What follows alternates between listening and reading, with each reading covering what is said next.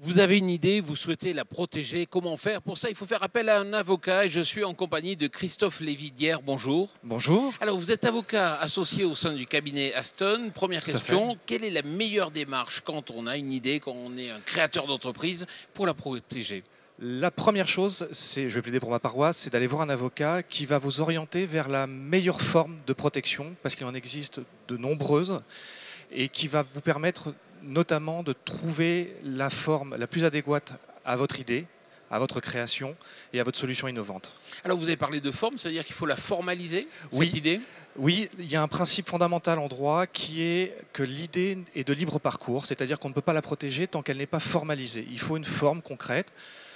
Pas besoin que ça soit très compliqué, ça peut très bien être un cahier des charges, un simple cahier des charges, un dessin, un nom posé, mais il faut simplement une forme, quelque chose de tangible que l'on puisse donner à un organisme de dépôt ou au juge au besoin. Alors quel est le meilleur système de protection? Il n'y en a pas. Il n'y en a pas, c'est vraiment au cas par cas.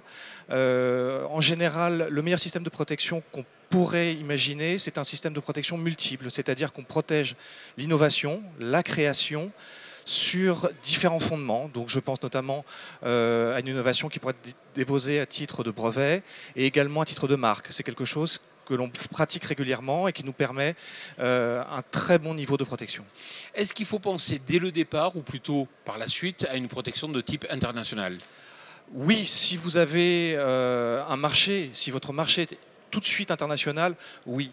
La plupart du temps, je conseille à mes clients de passer et de penser énormément à la protection européenne. C'est la protection européenne qui offre le meilleur rapport qualité-prix.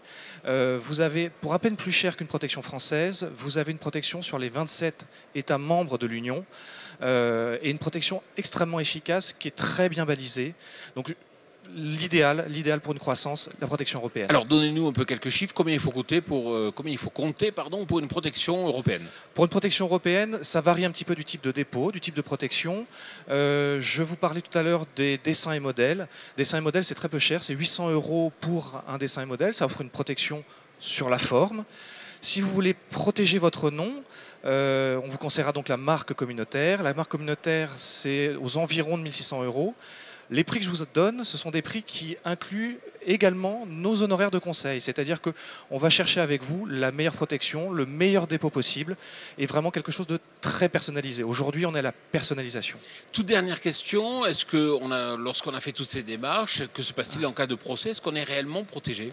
Oui, vous êtes protégé. Plus vous avez une protection, plus vous avez eu de conseils en amont, notamment avec un avocat, plus vous avez de chances de succès, que ce soit en demande, si on vous reprend votre innovation, votre création, ou en défense, si vous êtes attaqué par un concurrent qui souhaite un petit peu se faire de l'argent sur votre dos, vous avez cette protection-là. La protection passera nécessairement, pour le coup, par un avocat qui a aujourd'hui le monopole de la défense devant les tribunaux. Si on veut en savoir plus, on peut aller sur votre site internet? Tout à fait, le site Aston, www.aston-avocat.com, avec un blog et également notre compte Twitter.